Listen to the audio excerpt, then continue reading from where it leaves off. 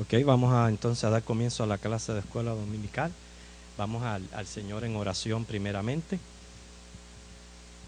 Inclinemos nuestros rostros. Estamos delante de tu presencia, Señor, delante del Dios que es inmortal, invisible, sabio, inescrutable, insondable, que nos has dado las arras del Espíritu para poder en este momento abrir tu palabra y estudiarla, Señor, y que sirva para fortalecimiento de nuestra fe y nuestra ayuda, Señor, mientras estamos aquí en la tierra esperando por tu venida. Ruego que bendigas esta hora de estudio y seas tú, Espíritu Santo, nuestro guía y nuestro iluminador. En Jesús, amén. Quiero dar comienzo a esta clase trayéndoles un escrito de Arcadio Hidalgo Sánchez que encontré bastante propio para lo que estamos estudiando. Y él dice así: Señor, en este mundo de misterio, cuya causa no podemos conocer, vemos la humildad de los pequeños y los grandes su gloria enaltecer. La viuda que dio lo que tenía, el joven llevando pan y peces, el mozo que de cerca lo seguía, sin llevar la gloria de sus creces. Oh Señor, ¿por qué tanto silencio? ¿Por qué no llevan ninguna gloria? ¿Por qué ni sus nombres aparecen en el gran escenario de la historia?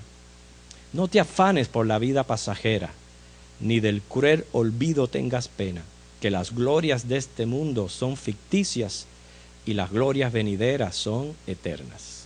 Encontré muy bonito el estudio, ¿verdad? Estamos estudiando acerca precisamente de esa esperanza gloriosa que tenemos los cristianos, de un cielo nuevo y una tierra nueva. Y antes de continuar, ¿verdad?, avanzando en el capítulo 21 y 22 de Apocalipsis, que habla acerca de la ciudad celestial, yo encuentro pertinente que nosotros pongamos algunas bases para poder interpretar estos capítulos correctamente, y debemos de entender estas profecías de Apocalipsis, hermanos, sabiendo de que Dios tiene planes para la Jerusalén terrenal y también planes para la Jerusalén celestial. Y hay que aprender a diferenciar una de otra. ¿Por qué? Porque tiene mucho que ver con nosotros los cristianos. Yo quiero expresar por lo menos 12 diferencias que hay entre la Jerusalén terrenal y la celestial. Y no creo que sean todas las que se pudieran mencionar. O sea, no creo que esta lista los abarque todas, pero cuando uno le presta atención a estos detalles bíblicos, uno efectivamente aprende a saber la diferencia que hay entre una y otra. Permíteme.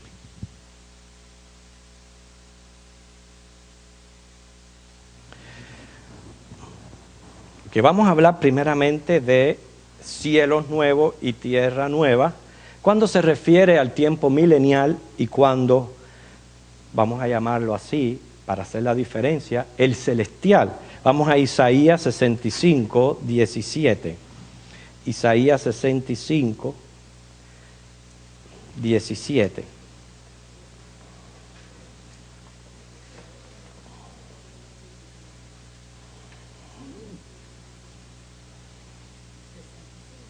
(65:17).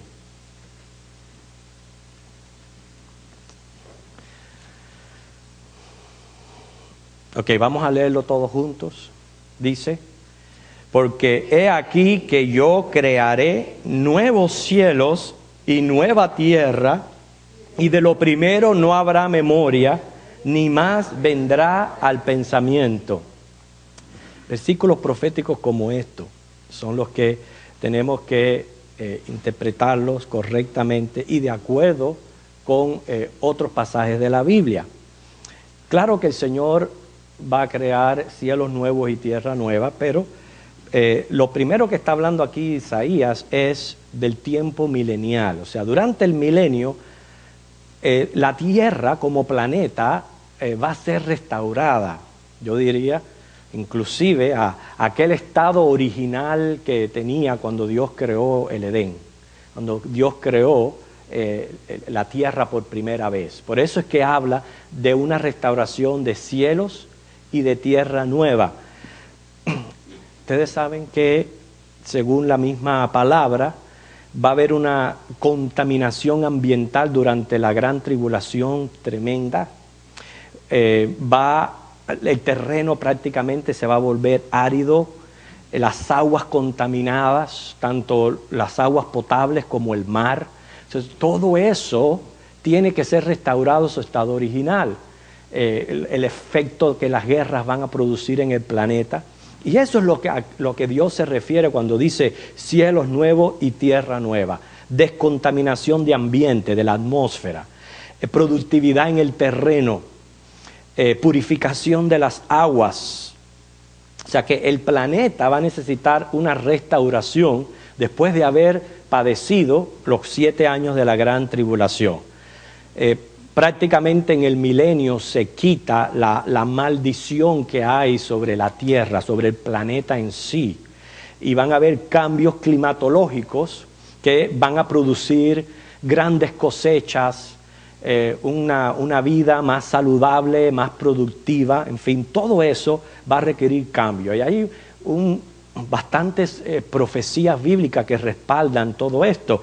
Isaías, Ezequiel, usted lee Isaías 11 y ahí más o menos un capítulo milenario que habla acerca de todo esto. Sin embargo, sabemos que segunda de Pedro 3, del 10 al 13, dice, vamos a leerlo, segunda de Pedro, porque yo tengo más o menos la idea general en mi mente, pero es importante leerlo de las mismas escrituras. Segunda de Pedro, capítulo 3, versículos 10 al 13.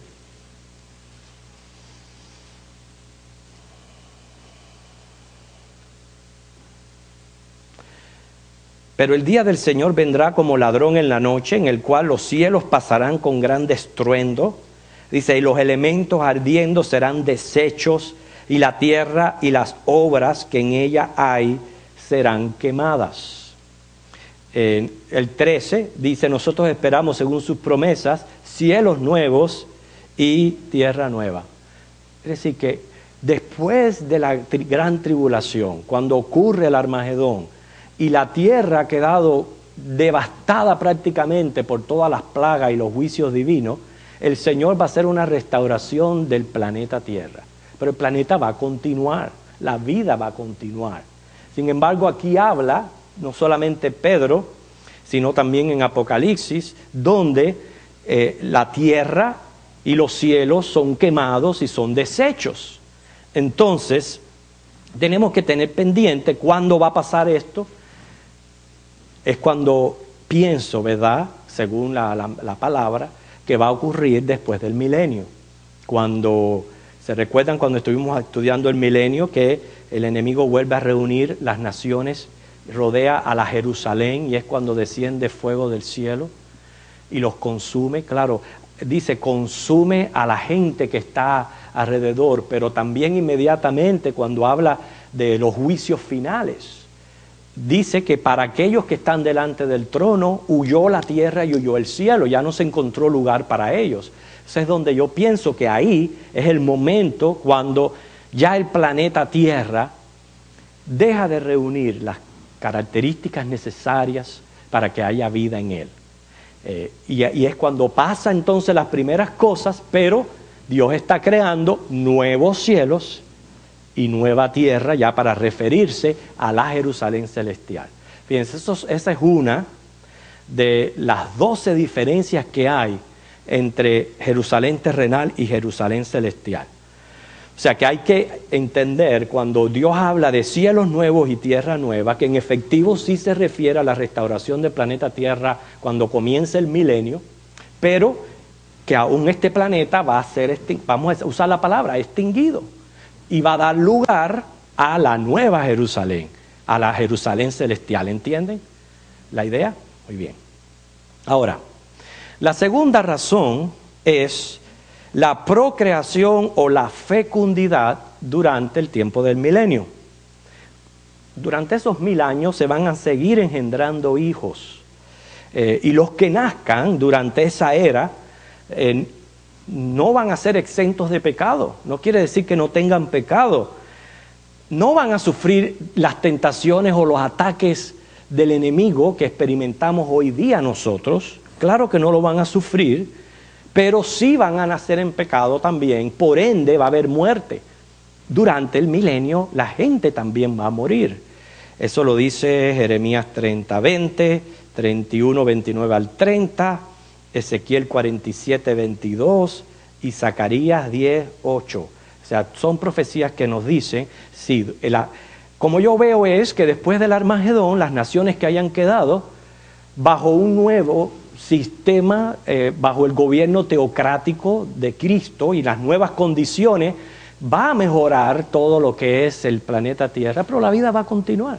La gente va a seguir casándose, van a tener hijos, sí, nuevas condiciones de vida que a lo mejor nosotros no podemos entenderlas, como he dicho anteriormente, pero va a ser una continuidad de la vida durante el milenio. Sin embargo, y para mí esta es una de las evidencias más grandes, que hay una gran diferencia entre la Jerusalén terrenal y la celestial, y que la iglesia no va a estar durante el milenio en la tierra, porque nosotros sabemos que nuestra promesa, cuando Cristo venga en el rapto, según 1 Corintios 15, 51 al 54, ¿cuál es la promesa? Los muertos resucitarán, nosotros seremos transformados en cuerpos glorificados, incorruptibles, o sea, unos cuerpos con unas características de naturaleza diferente a la que tenemos hoy día. Y el mismo Señor Jesús habla un poquito de esa nueva naturaleza que vamos a tener ahí en Marcos 12:25, cuando le hablaron acerca de la resurrección, etcétera. Él dijo que nosotros íbamos a ser asexuales como son los ángeles. En otras palabras, en el cielo no se van a dar en casamiento. Esa parte, lo que es el sexo, la reproducción, eso pertenece a estas primeras cosas. Ya cuando nosotros recibamos ese nuevo cuerpo glorificado, ya se acaban todos esos lazos familiares, todo esto que nosotros estamos experimentando hoy día ya quedó atrás. Por eso es que no puede ser posible que si Cristo se lleva a la iglesia antes de la gran tribulación, que regresemos para vivir en el milenio con cuerpos diferentes al resto de la humanidad y con naturaleza diferente y características diferentes, no coincide ahí que eso va a ser. En mi opinión, cuando nos vayamos, cuando Cristo venga por nosotros y seamos llevados, vamos a la Nueva Jerusalén y vamos a estar ya allí en esa ciudad y de allí ya nadie nos va a separar de Dios, y aunque esté pasando lo que esté pasando en el planeta Tierra, nosotros ya estamos experimentando ese nuevo cielo, esa nueva tierra y esas nuevas características que vamos a tener desde el momento del rapto. Muy bien, seguimos. Yo pienso que esa es una diferencia bastante marcada y lógica, el hecho de que nosotros tenemos que pensar que no vamos a estar viviendo aquí en la tierra con cuerpos glorificados. Acuérdense que ya cuando el Señor nos lleva es para experimentar un cambio de vida, que no va a haber pecado, no va a haber nada de esas cosas que tenemos hoy día. Pero durante el milenio sí va a haber pecado y sí la vida va a continuar normal. La tercera diferencia entre la Jerusalén terrenal y la Jerusalén celestial es que Jerusalén va a experimentar cambios topográficos. El territorio que ocupa la ciudad de Jerusalén hoy día va a ser engrandecido, según Isaías 26:15 y Abdías 1:17 al 21. Pero me llama la atención el hecho que las dimensiones de este engrandecimiento de la ciudad son especificadas por la misma profecía. Habla de 18,000 cañas Esa va a ser la extensión, o sea, el equivalente a 6 millas o 10 kilómetros de circunferencia, según Ezequiel 48:35. Noten, en el tiempo de Jesús, Jerusalén solamente contaba con 4 millas. Ahora, durante el milenio, ese territorio se va a ensanchar. O sea, la ciudad como en sí va a tener un contorno mayor. Una gran planicie fértil va a reemplazar el terreno árido. Va a fluir un río desde el Monte de los Olivos hacia el mar Mediterráneo y hacia el mar Muerto. O sea, todo eso va a estar ocurriendo en el milenio. Ahora, la Nueva Jerusalén presenta dimensiones totalmente diferentes. Vamos a Apocalipsis 21, 16 al 16. Estos detalles los vamos a estudiar cuando hablemos más, ¿verdad?, del capítulo.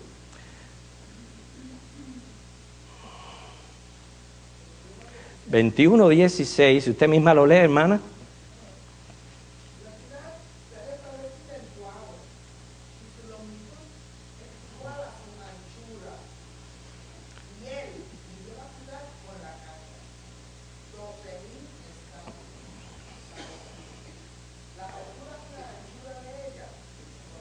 Ok, la Biblia, yo digo, ya eso lo vamos a estudiar ese detalle, pero la Biblia presenta dimensiones específicas para la Jerusalén terrenal y otras dimensiones completamente abismalmente diferentes para la Jerusalén celestial.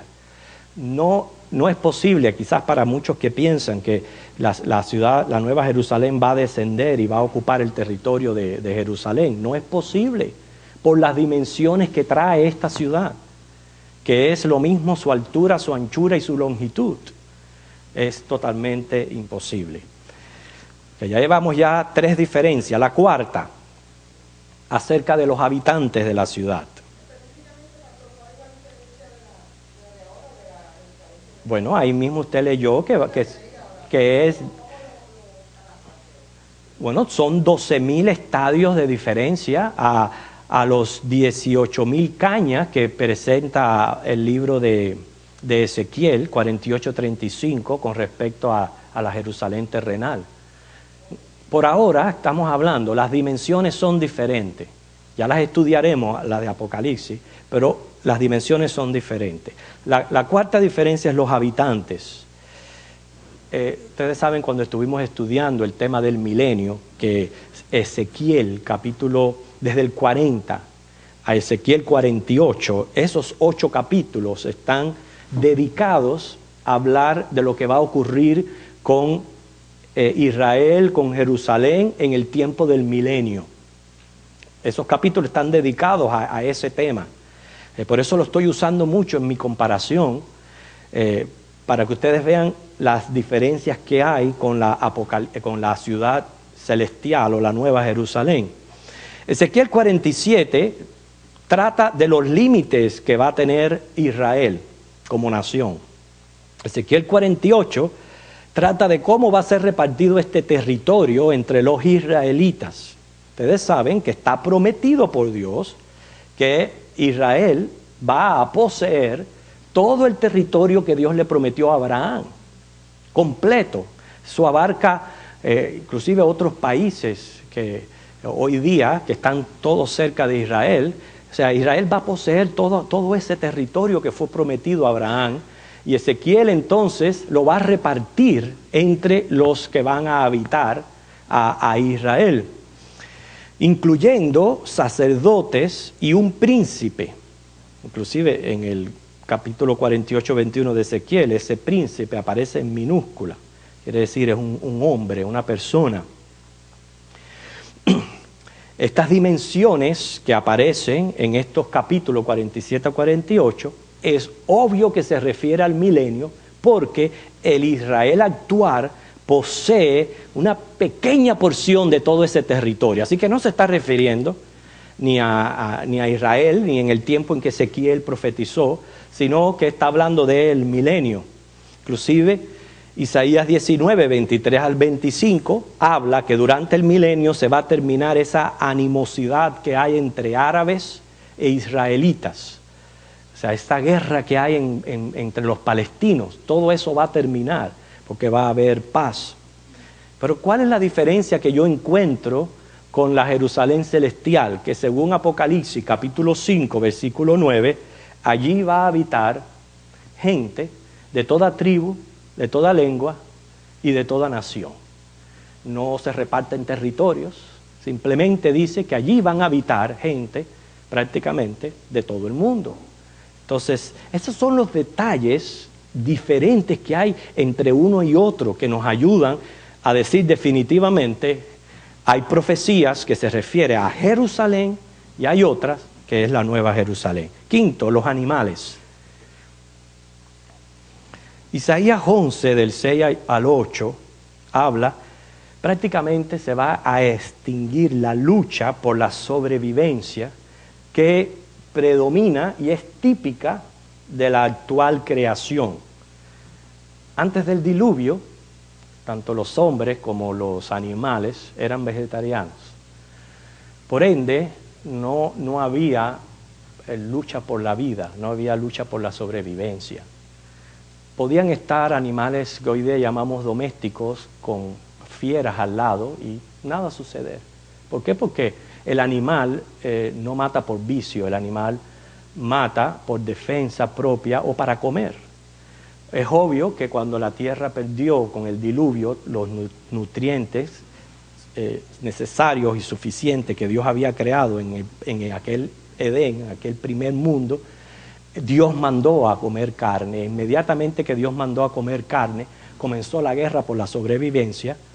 Inclusive todavía hay animales que se mantienen vegetarianos, pero otros no, y ahí empezó la extinción de las especies, etcétera, etcétera. Durante el milenio, ya repito, va a volver de nuevo a todo ese ambiente prematuro que hubo durante el Edén, por tanto, ya no va a haber lucha por la sobrevivencia, por eso que Isaías, cuando habla del milenio, dice, va a estar un cordero al lado de un león, un niño va a jugar con una víbora, etcétera, etcétera. En otras palabras, va a haber un cambio de situación en la vida. Sin embargo, usted no va a encontrar un versículo cuando habla de la Jerusalén celestial que mencione animales, ni en el 21 ni en el 22. Yo aquí lo siento mucho, sé que hay muchas personas amantes de sus animales y de sus mascotas, pero la Biblia no menciona absolutamente que en la Nueva Jerusalén van a haber animales. No digo tampoco que no los haya, a lo mejor es un detalle que el Señor no quiso mencionar, pero de que no aparece en Apocalipsis 21 y 22, animales no aparece. Ajá. ¿Las qué? Sí. Bueno, después vamos a tratar eso. Yo quiero, nosotros vamos a estudiar la ciudad por los detalles que aparecen en el 22, las puertas, etcétera. Pero estamos viendo las marcadas diferencias que hay entre una y otra. ¿Entiende lo que yo le digo? Marcadas diferencias para que no nos confundamos, porque si Isaías habla de animales y de cómo van a correlacionarse unos con otros, no podemos pensar que la Nueva Jerusalén está aquí en la tierra y que sea la Jerusalén actual restaurada, porque la celestial no habla de animales. Esa es la quinta diferencia. Ahora vamos a ver la sexta diferencia entre un lugar y otro. Ustedes saben que cuando Cristo venga en su segunda venida y comience el milenio, Él va a establecer su reino teocrático. Cuando hablamos de un reino teocrático, estamos hablando ya en el aspecto de política.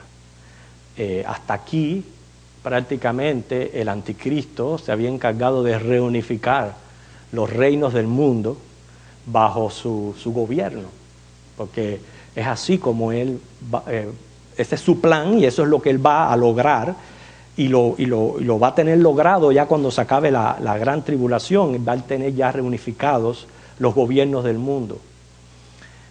Cristo viene a tomar los reinos del mundo, en otras palabras.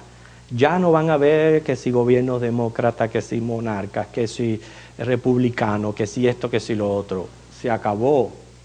Va a ser el reino teocrático de Cristo. En otras palabras, Cristo como Rey y Señor literal del mundo, del planeta Tierra. Su sede, la sede de este reino va a ser Jerusalén. O sea, Jerusalén va a ser la capital prácticamente de su reino. Por eso es que hay profecías como Miqueas 4:1, Isaías 2:2 al 3, Zacarías 14 al 10, que se va a convertir prácticamente en el centro mundial de adoración y un lugar prominente entre las naciones. ¿Cuál es la diferencia que yo encuentro con la Nueva Jerusalén? Apocalipsis 21:23 habla de una ciudad. Uno nombra a una ciudad capital para indicarla que es el centro prácticamente de muchas otras ciudades que hay alrededor, ¿verdad? Por eso se le dice la capital. Pero la Nueva Jerusalén no tiene capital, porque la Nueva Jerusalén es una ciudad. Y no es que está entre naciones, no, es un lugar, una ciudad.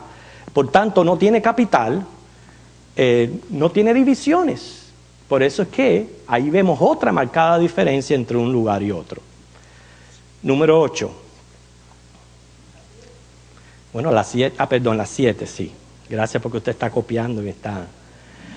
Hay un detalle que aparenta pequeño, sin importancia. Sin embargo, es muy distintivo y nos ayuda en lo que estamos tratando de comprobar. La puerta oriental. Ahí a mencionar un poquito sobre las puertas, pero no estudiarlas como hablamos de las dimensiones. Esta puerta oriental, que es por donde va a entrar Cristo en su segunda venida, dice que una vez que Él entra por esta puerta, se va a cerrar para que ya nadie pueda entrar por ella. Nadie. Eso lo dice Ezequiel 44:2.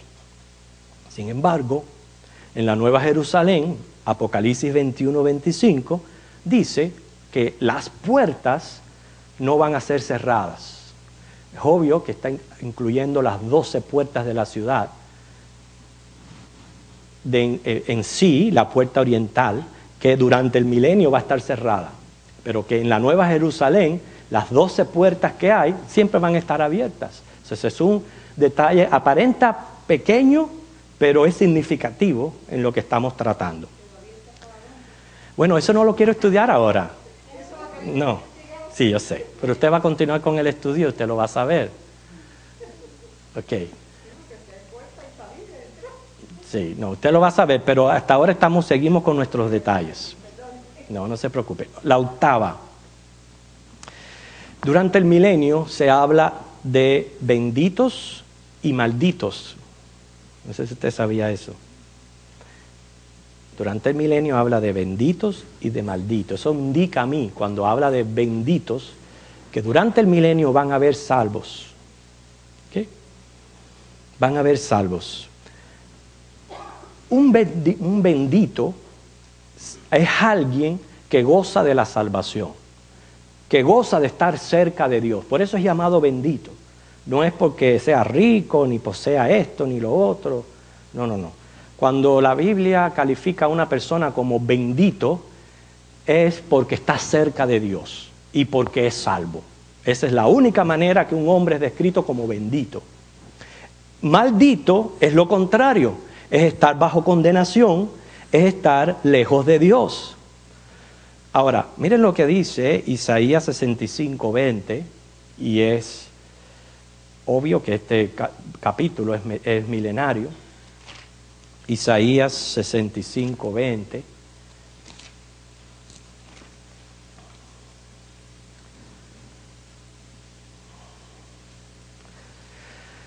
No habrá más allí niño que muera de pocos días. ¿Ve que va a haber muerte durante ese tiempo? Ni viejo que sus días no cumpla, porque el niño morirá de 100 años y el pecador de 100 años será maldito. ¿Ve? Y ahí está hablando del milenio.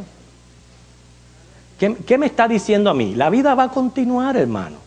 Y aún durante el milenio, bajo lo nuevo que Dios está estableciendo con el hombre, que es restituyendo completamente, reanudando el sistema sacerdotal antiguo con nuevas regulaciones y bajo nuevo orden, van a haber personas que van a ser benditas porque van a ser salvos, pero van a haber otras que van a ser malditas. Pero, ¿dónde está la diferencia, hermanos? Que yo encuentro aquí con Jerusalén. Jerusalén, nada inmundo va a entrar. Nada inmundo. Así que es obvio que no se está refiriendo a la Nueva Jerusalén. Por eso es que en Isaías 61:10, porque estos capítulos de Isaías también tienen que ver con la restitución del reino, habla de vestiduras de salvación. Si alguien le pregunta, bueno, ¿y cómo sabemos que durante el milenio van a haber salvos? Ese es un buen pasaje donde dice: en gran manera me gozaré en Jehová, mi alma se alegrará en mi Dios, porque me vistió con vestiduras de salvación, me rodeó de manto de justicia. O sea que también durante ese tiempo van a haber salvos. Ezequiel 44:23 habla de que va a haber necesidad de enseñarse a hacer diferencia entre lo que es santo y lo que es profano.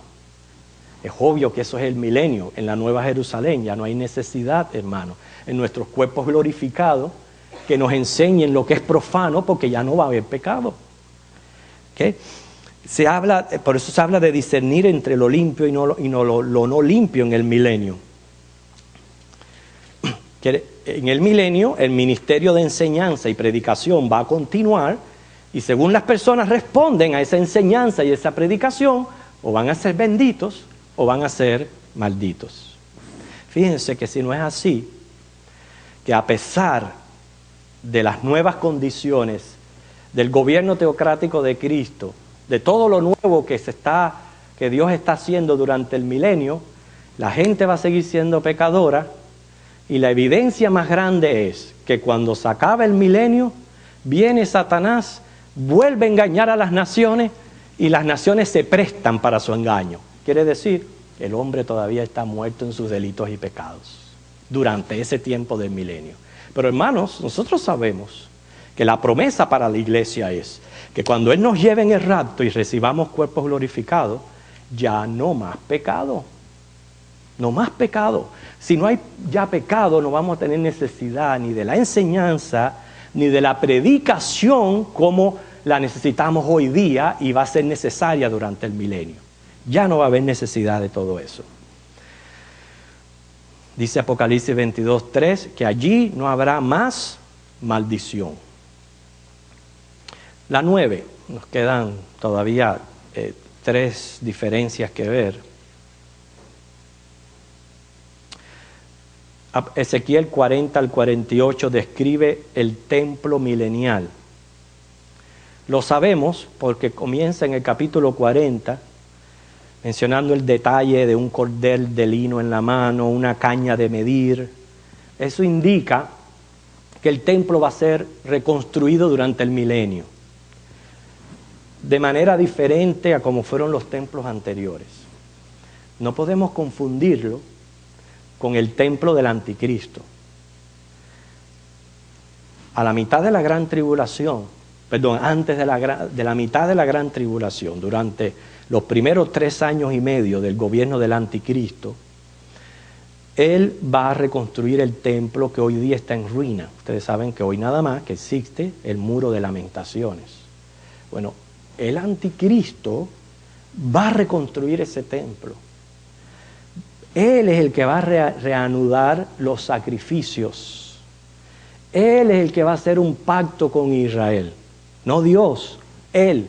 Claro, Él no puede hacer nada que Dios no se lo permita, porque Dios tiene un propósito usando al anticristo. Pero va a ser el anticristo quien va a reconstruir este templo.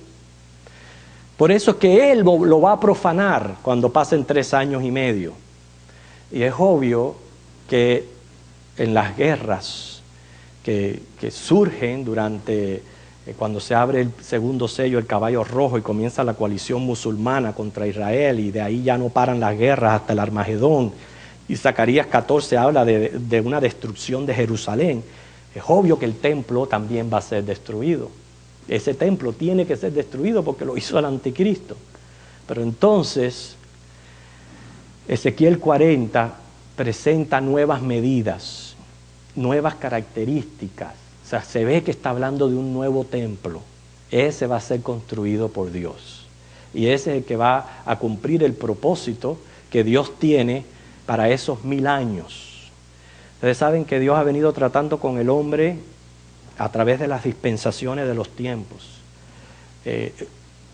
Ha habido más tiempo en que Él trató con el hombre a través del sistema sacerdocio levítico. Hace 2000 años que está tratando con el hombre a través del evangelio de la gracia de Cristo. Cuando pase la gran tribulación, Dios va a tratar con el hombre a través de una reinstitución de ese sacerdocio levítico, pero bajo nueva orden sacerdotal y bajo nuevas cosas. Por eso es que usted va a poder ahora entender, cuando usted estudia Ezequiel 48, al capítulo 48, por qué da tantos detalles acerca de este templo. Ezequiel 43, del 1 al 5, presenta una evidencia contundente que se refiere al templo del milenio. ¿Por qué? Porque ahí se ve a Cristo entrando por la puerta oriental en su segunda venida. Ahí en Ezequiel 43, del 1 al 5. Es decir, no hay duda por este detalle que este templo no está siendo reconstruido ni antes, ni va a ser años después, sino va a ser cuando Cristo venga en su segunda venida y entre por la puerta oriental y quede cerrada, Él va a entrar por esa puerta del templo. Los versículos 7 al 12 de Ezequiel 43 arrojan otro dato que no puede pasar por alto. Dice que este lugar va a ser un lugar santo. Este detalle es importante para darnos cuenta que no se está refiriendo al actual templo, ni a los templos que fueron reconstruidos anteriormente, porque dice que va a ser un lugar santo, un lugar separado de palacios y de cementerios. O sea que el templo que va a ser reconstruido durante el milenio, en su territorio no van a haber ni palacios ni casas gubernamentales, como tenía el templo de Zorobabel, que estaba el palacio de Herodes, la torre de Antonia, donde estaban los soldados. Todo eso compartía los edificios del templo. Pero dice Dios, no, en el milenio mi templo va a ser un lugar exclusivo, santo, perfecto, no cementerios, no casas gubernamentales. Sin embargo, en la Nueva Jerusalén sabemos que no se mencionan ni casas gubernamentales, ni cementerios, porque si no hay muerte, ¿para qué cementerios? Entonces no se está refiriendo a la Nueva Jerusalén. Número 10. Reanudación del sacerdocio levita. ¿Por qué sabemos que el sacerdocio va a ser restaurado durante el milenio? Porque el capítulo 43 de Ezequiel, versículos 13 al 27, los menciona. Menciona sobre todo una de las piezas del templo, el altar del holocausto. ¿Okay? Eso significa que se van a reanudar los sacrificios. Nunca los sacrificios han tenido el propósito de justificar al hombre, sino siempre han sido típicos o figuras de Cristo. Tanto los primeros tipificaban a Cristo, como ahora estos van a tipificar a Cristo. Lo único que la diferencia es que en el sacerdocio levita del Antiguo Testamento la gente miraba hacia el frente y ahora en el milenio la gente va a mirar atrás. Pero todos los sacerdotes siempre han tipificado al sacrificio de Cristo Jesús. Sin embargo, sabemos que el templo de Ezequiel no es el templo de ahora porque a los levitas se les está prohibido ejercer sacerdocio. Dice por haber sido infieles. El sacerdocio es entregado a los hijos de Sodoc. Y más bien los levitas los ponen de guardianes del templo, pero no van a poder hacer los ejercicios, los sacrificios. van a ser los descendientes de Sadoc, que también vienen de Leví, pero especialmente los de Sadoc, los encargados de, esto es interesante, de servir, de enseñar, todo esto está en Ezequiel 44, y de juzgar, Ezequiel 44, 24. Inclusive Ezequiel 44, 24 menciona pleitos. O sea, los hombres del milenio van a ser pecadores, van a seguir teniendo problemas, van a seguir teniendo querellas. O sea que todavía hay necesidad de jueces, de prácticamente de hacer justicia en ese tiempo. Pero ¿ustedes creen que esa va a ser la característica de la Nueva Jerusalén? Claro que no. Si no hay muerte, no hay pecado porque nuestros cuerpos son glorificados, no hay maldición. ¿Dónde están los pleitos? Ya no va a haber pleitos, ya no va a haber querellas, no va a haber cortes, no va a haber jueces, porque no va a haber maldición. La número 11, me quedan 10 minutos para terminar. Ezequiel 44 menciona un príncipe. Es obvio que no es Jesucristo. Jesucristo es el rey, valga la aclaración. Él es el rey. Y el sistema gubernamental que hay implantado en el planeta Tierra es el teocrático. Sin embargo, va a haber un príncipe encargado de los gobiernos terrenales. Lo que me ayuda a mí a saber también esto, que Cristo, como en su persona, va a estar en la Nueva Jerusalén con nosotros, no aquí en la tierra. Sí, su presencia como divina, que él es omnisciente, y su sistema teocrático va a gobernar el planeta Tierra. Pero él como persona está con su iglesia en la Nueva Jerusalén. Y él tiene un príncipe encargado prácticamente de los asuntos de la tierra. Ese príncipe se menciona en Ezequiel 44:3. O sea, un representante humano del gobierno del Mesías. No es Cristo. ¿Por qué sabemos que no es Cristo? Ezequiel 45:22 lo menciona presentando una ofrenda por su propio pecado. Pero otro detalle también, Ezequiel 46:16 menciona que está casado y que tendrá hijos. Nosotros sabemos que ese no puede ser Jesucristo. Ese no puede ser Jesucristo, ni sabemos que no se refiere a la Jerusalén celestial, porque ya dijimos que en la Nueva Jerusalén no va a haber casamientos, no va a haber familia. Entonces, este príncipe se refiere al tiempo del milenio. Y por último, el río. Y esto es lo que a veces hay personas que las confunden y piensan de que como la Nueva Jerusalén menciona un río, y Ezequiel menciona también el río, que es lo mismo. No es lo mismo. La idea es la misma, porque un río es un caudal fluyente y se puede representar como un manantial vivo que puede acarrear bendiciones. Y no tenemos por qué interpretarlo simbólicamente, no, puede ser un río literal, que va a estar tanto en el templo durante el milenio como en la Nueva Jerusalén. La diferencia marcada que hay entre un río y otro es que según Ezequiel 47 del 1 al 12, este río sale del templo, pero el río que menciona Apocalipsis 21, 22 sale del trono de Dios. Así que esa es una tremenda diferencia. ¿Existió este río durante el templo que construyó Salomón? ¿Existió este río? No. ¿Existió este río durante el templo de Zorobabel? No. ¿Menciona este río durante el templo que va a construir el anticristo? No. Quiere decir que este río pertenece al templo del milenio. Y va a ser un río para bendición, claro, tanto para Jerusalén terrenal como el que aparece en Apocalipsis 21, 22 lo va a hacer para los ciudadanos de la Nueva Jerusalén. No vamos a hablar de detalles sobre el río de Jerusalén porque eso es parte de nuestro estudio futuro, pero hemos presentado aquí 12 marcadas diferencias entre la Jerusalén terrenal y la Jerusalén celestial. Sobre todo, una de las cosas importantes, vamos a Apocalipsis 21:8.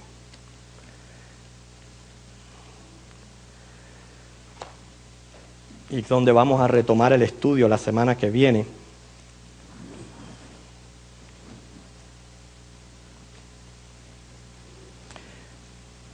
Dice: los cobardes, incrédulos, abominables, homicidas, fornicarios, hechiceros, idólatras y todos los mentirosos tendrán su parte en el lago que arde con fuego y azufre, que es la muerte segunda.